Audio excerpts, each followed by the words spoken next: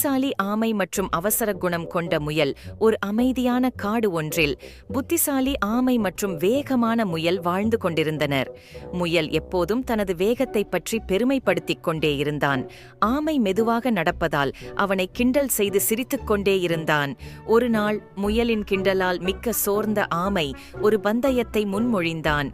அதிர்ச்சியடைந்த முயல் எளிதாக வெல்லலாம் என்று எண்ணி உடனே சம்மதித்தான். காட்டு விலங்குகள் எல்லாம் பந்தயத்தை பார்ப்பதற்காக ஒன்று கூன்றனர். பந்தயம் துவங்கியவுடன் முயல் மிக வேகமாக ஓடிச் சென்றது.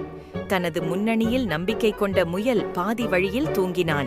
அதற்கிடையில் ஆமை மெதுவாக அடிமேல் அடி வைத்து நடந்து கொண்டிருந்தது. முயல் விழித்துக் கொண்ட போது ஆமை நிறைவுக் கோட்டிற்கு அருகே சென்றது. அவசரமாக முயல் விரைவாக ஓடினாலும் அது மிகவும் தாமதமாகிவிட்டது. ஆமை சரியான நேரத்தில் நிறைவுக் கோட்டை கடந்தது. காடு ஆரவாரத்தில் வெடித்தது. முயல் வெட்கித் தலையை தொங்கப் போட்டது. புத்திசாலி ஆமை புன்னகைத்து, மெதுவாகவும் நிலையானதாகவும் இருப்பவர் பந்தயத்தில் வெற்றி பெறுகிறார் என்றது. அன்றிலிருந்து முயல் மற்றவர்களை மதிக்கவும் பொறுமை மற்றும் விடாமுயற்சியின் சக்தியை தாழ்த்து மதிக்கவும் கற்றுக்கொண்டது.